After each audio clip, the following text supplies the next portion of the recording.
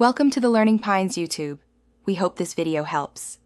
You start by placing the sealed Apple TV box on a flat, stable surface and laying a soft cloth down to prevent scratches.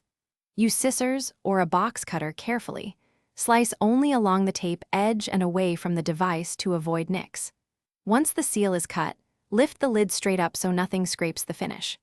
Make sure to note and remove any protective films on the remote and top panel so components stay pristine during setup. Once the lid is off, remove the internal tray and take out the remote, power cable, and any documentation. Pull the silicone tab from the remote so the battery connects. This is a common step people miss. Unwrap cables and visually inspect for cuts, bent pins, or damage. Check the Apple TV's port area, HDMI, and power to ensure no packing debris remains. If the unit and accessories look good, position the Apple TV where you'll use it and prepare to connect cables. Now connect the included power cable to the Apple TV and plug it into a live outlet. Then run an HDMI cable from the Apple TV to your TV's HDMI input. Use the original cables when possible for compatibility. Power on the TV and pick the matching HDMI input.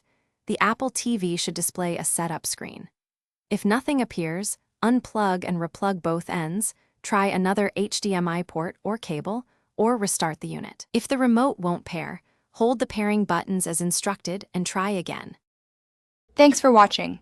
Consider subscribing if we helped you.